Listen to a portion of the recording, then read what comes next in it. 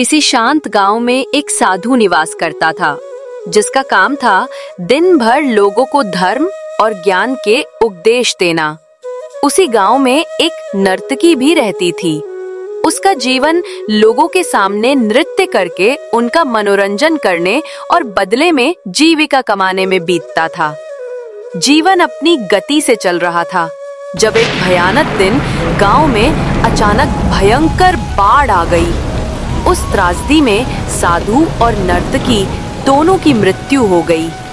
मृत्यु के पश्चात दोनों यमलोक पहुंचे, जहां उनके कर्मों और उन कर्मों के पीछे छिपी भावनाओं के आधार पर उन्हें स्वर्ग या नरक देने का निर्णय लिया जाना था। साधु अपने नेक जीवन के कारण खुद को स्वर्ग मिलने को लेकर पूरी तरह आश्वस्त था। दूसरी ओर नर्तकी अपने मन में कोई प्रबल विचार नहीं रख रही थी। वो बस फैसले का इंतजार कर रही थी। तभी यमराज की ओर से घोषणा हुई, साधु को नरक दिया जाता है और नर्तकी को स्वर्ग। ये फैसला सुनते ही साधु क्रोध से भर गया और उसने यमराज पर चिल्लाना शुरू कर दिया। ये कैसा न्याय है महाराज?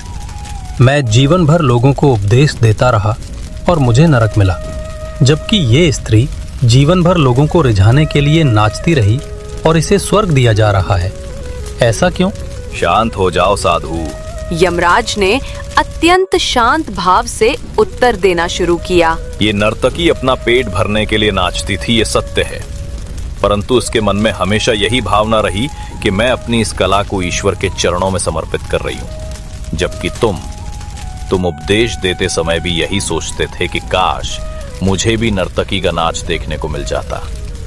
तुम्हारे कर्म बाहर से भले दिखते थे, पर तुम्हारी भावनाएं शुद्ध नहीं थीं।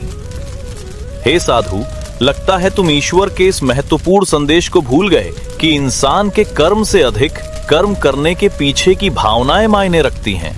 अतः तुम्हारी अशुद्ध भावना के कारण तुम्हें नरक और नर्तकी को उसकी शुद्ध भावना के लिए स्वर्ग दिया जाता है।